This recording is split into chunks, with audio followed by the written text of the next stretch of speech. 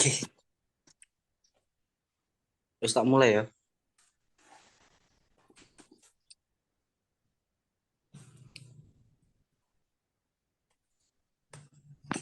Assalamualaikum warahmatullahi wabarakatuh. Kami dari kelompok 5 ingin menjelaskan materi tugas dari mata kuliah Manajemen Kantor Hukum yang berjudul Peran Strategis IT dalam Pengelolaan Kantor Hukum. Dan berikut list dari anggota kelompok kami. Mungkin bisa di next, di pendahuluan.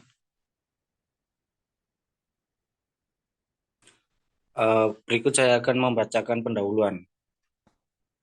Teknologi informasi dalam manajemen perkantoran erat kaitannya dengan otomatisasi kantor.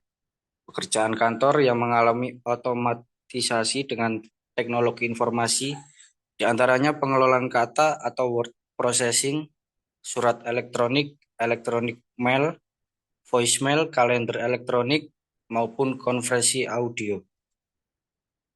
Selanjutnya, fungsi teknologi informasi. Fungsi teknologi informasi ada beberapa fungsi. Di antara lain yang pertama, yakni menangkap atau capture, mengkompleksasikan catatan rinci dari aktivitas, misalnya menerima input keyboard, scanner, mic, dan sebagainya. Yang kedua, mengolah, processing, atau memproses data, masukan yang diterima untuk menjadi informasi. Yang ketiga, menghasilkan atau generating, menghasilkan atau mengorganisasikan informasi ke dalam bentuk yang berguna. Yang keempat, menyimpan, merekam atau menyimpan data dalam suatu media yang dapat digunakan untuk keperluan lainnya. Yang kelima, mencari kembali, mendapatkan kembali informasi atau menyalin data dan informasi yang sudah tersimpan. Yang keenam, transmission, mengirimkan data dan informasi dari suatu lokasi ke lokasi lain melalui jaringan komputer. Untuk materi selanjutnya akan dijelaskan Mbak Yohana. Terima kasih. Pengaruh informasi dalam pekerjaan kantor, pengaruh teknologi informasi terhadap perkantoran. Dalam suatu organisasi terdapat arus informasi yang berjalan dari satu unit ke unit lainnya. Kerjasama informasi sebagai dukungan terhadap kegiatan organisasi dapat dikatakan sebagai kerjasama mengelola informasi dalam satu organisasi di bawah atap atau lokasi kantor yang sama. Karakteristik. Dalam keperluan pekerjaan kantor, ada beberapa karakteristik informasi baik fisik dan non-fisik, yaitu peralatan dan perlengkapan informasi kantor seperti komputer, mesin, tenaga listrik, dokumen, hasil cetak, dan lain-lain yang disebut sebagai sistem informasi fisik. Dan informasi seperti analisis manusia, pikiran manusia, data, fakta, dan lain-lain yang disebut sebagai sistem informasi non-fisik. Teknologi informasi berpengaruh pada transaksi dan kegiatan unit kerja bahkan kantor dalam hal pengolahan data yang nantinya akan berbentuk informasi. Slide selanjutnya akan dibacakan oleh rekan saya, Mbak Reisya. Terima kasih. Proses dan pengolahan data. Pengaruh arus informasi dan kegiatan informasi antar unit kerja dalam satu organisasi merupakan salah satu fungsi dari sistem informasi manajemen yang dipegang oleh para pimpinan puncak dari masing-masing unit kerja, mulai dari arus informasi horizontal dan vertikal.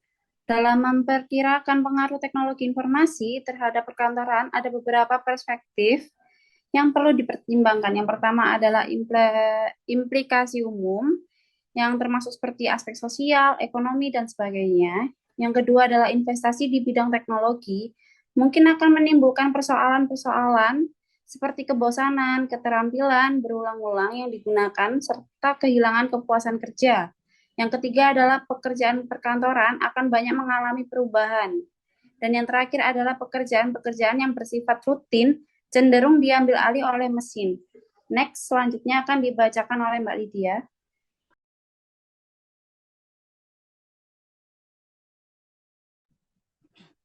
Keuntungan, implikasi terhadap karyawan kantor. Yang pertama, mendorong untuk belajar keterampilan baru. Yang kedua, pekerjaan pekerjaan yang menyembuhkan dapat dialihkan ke mesin-mesin. Yang ketiga, lebih mempermudah dan mempercepat penegakan informasi. Dan keempat, lebih mudah dan cepat dalam memperbaiki kesalahan-kesalahan. Jadi secara keseluruhan, keuntungan yang dapat diperoleh perusahaan atau kantor dengan adanya teknologi informasi perkantoran adalah yang pertama, penghematan biaya untuk gaji karena berkurangnya pegawai yang dibutuhkan. Yang kedua, harga teknologi baru ini relatif murah. Yang ketiga, penghematan biaya ketatausahaan sebagai akibat penyimpanan data disk dan tidak memperlakukan ruang seluas filling cabinet. Yang keempat, untuk mengambil keputusan, data dapat diperoleh, diproses, disimpan, dan dicari secara cepat. Yang kelima, produktivitas meningkat secara cepat. Yang keenam, keluasan dalam pekerjaan karena adanya berbagai variasi peralatan untuk berbagi keperluan. Yang ketujuh, meningkatkan komunikasi antara para eksekutif secara individual dari kantornya.